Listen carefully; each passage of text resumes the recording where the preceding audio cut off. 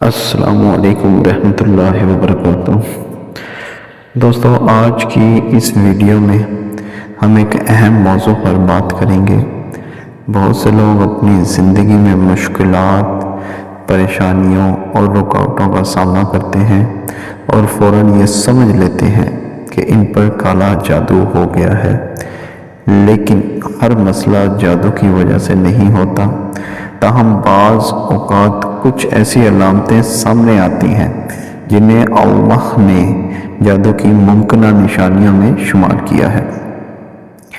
آئیے جانتے ہیں وہ 7 نشانیاں کیا ہیں اور اسلام ہمیں ان سے حفاظت کا کیا طریقہ سکھاتا ہے۔ دوستو، پہلی نشانی خوفناک خواب۔ اگر کسی شخص کو بار بار ڈراؤنے خواب آئیں، سانپ، بچھو، اندھیری جگہ یا خوفناک مناظر نظر آئیں تو یہ ایک ممکنہ علامت ہو سکتی ہے۔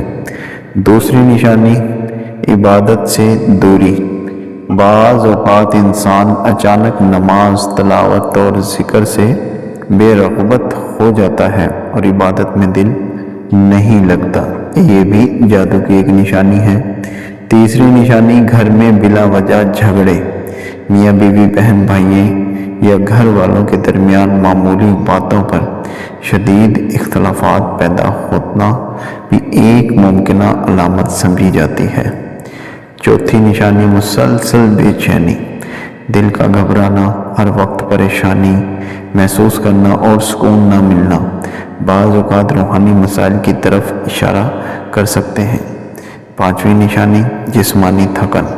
اگر طبی معائنے کے باوجود کمزوری، سستی یا جسمانی بوجھ محسوس ہو تو اس پر مزید غور کرنے کی ضرورت ہوتی ہے۔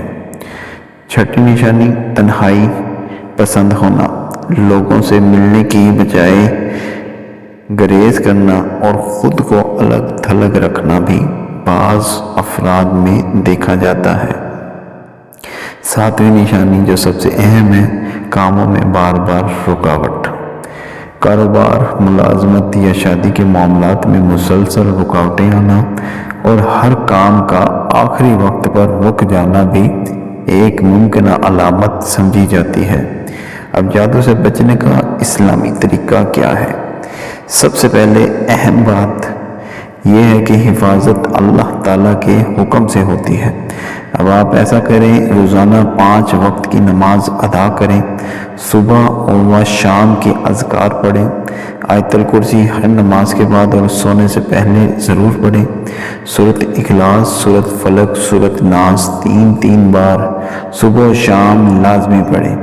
گھر میں قرآن پاک کی تلاوت کا معمول بنائیں اور اللہ تعالیٰ سے دعا اور استغفار کرتے رہیں۔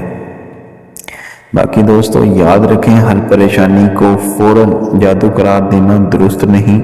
جسمانی اور نفسیاتی بیماریوں کا علاج بھی ضروری ہے۔ اللہ تعالیٰ پر بھروسہ رکھیں، نماز اور قرآن سے تعلق مضبوط کریں، کیونکہ حقیقی حفاظت صرف اللہ رب العزت کے ہاتھ میں ہے۔ باقی اگر آپ کو یہ ویڈیو پسند آئی ہو تو لائک، شیئر اور چینل کو سبسکرائب ضرور کریں۔ السلام علیکم ورحمۃ اللہ وبرکاتہ۔